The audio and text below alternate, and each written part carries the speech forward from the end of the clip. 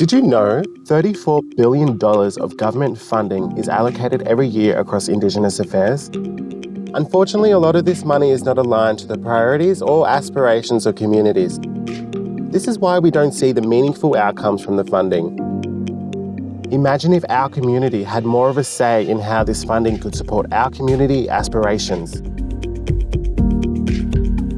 Why wouldn't we want to make sure the best service providers are being selected and funded that are right for our needs and priorities? ISEC has co-designed the Pathway of Empowerment model that brings community in the decision-making process.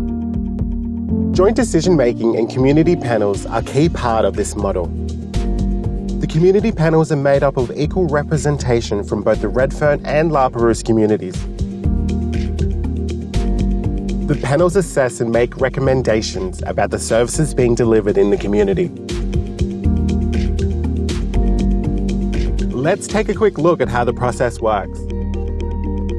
Joint decision-making and community panels are all about implementing a clear and fair assessment process that gives service providers a fair go in proving whether they are aligned, partially aligned, or not aligned with the Pathway of Empowerment framework. It starts with a self-assessment conducted by each service provider, which is reviewed by the community panels. They apply a rigorous evaluation based on collectively defined Pathway of Empowerment criteria. Recommendations are then provided to the Inner Sydney Empowered Communities Board and Government, who complete further evaluations. Community leaders have a chance to provide recommendations and feedback to government. The Federal Minister for Indigenous Affairs will either accept or reject the community recommendations.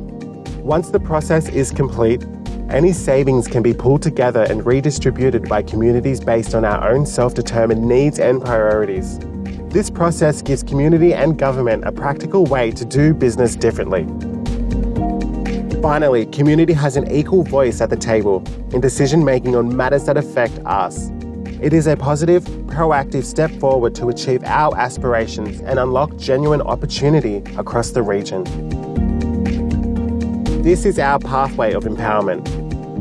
So that's the joint decision-making process in a nutshell. For more information, go to www.isec.org.au.